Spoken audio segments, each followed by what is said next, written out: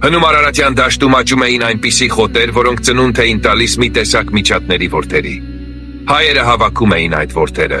եփում և ստանում մուգ ու պայծառ կարմիր գույնի ներք, որ կոչվում էր որդան կարմիր կամ հայկական ներք։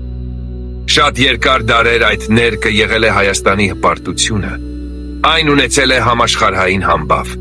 Հաճախ հեռավոր երկրներում հայոց աշխարհի փոխարեն օգտագործում էին որդան կարմիրի երկիր արտահայտությունը։ Որդան կարմիրի արտադրությունը եղել է հայ թագավորների մենաշնորհը։ Քաղաքամայր արտաշատում կային հատուկ ներկատներ, որոնք կոչվում էին արքայական։ Հին Հայաստանից արտահանվող ապրանքների բոլոր ցուցակները սկսվում էին որդան կարմիրով։ Որդան կարմիրը հին հայերի մոտ եղել է միասնության խորհրդանիշ։ Պատմական Հայաստանի բոլոր գավառների և իշխանականների բազմատեսակ զինադրոշների վրա իշխող եղել այս գույնը։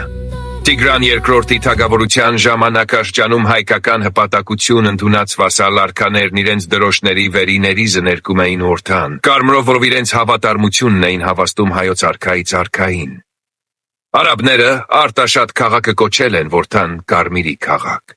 15-րդ դարում հայ մեծ բժիշկ Ամիր Դովլաթ Համասիացին իր աշխատություններից մեկում հետաքրքիր տեղեկություններ է հաղորդում այս ներկի առանձնահատկությունների մասին։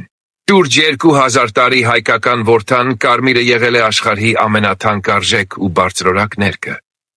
Նրանով ներկում էին ոչ միայն խաների հանդերձները, այլև նկարազարդում էին թանկարժեք մագաղաթները։ Որդան կարմիրն օգտագործվել է նաև որպես թանակ։ Հին և միջին դարերում Արևելքի և Եվրոպայի թագավորներն ու կաթողիկոսները ստորագրում էին միայն որդան կարմիր թանակով։ Աշխարհում տարածված կարմիր թանակով ստորագրության ավանդույթը սկիզբ է առել հայկական որդան կարմիրի օգտագործումից։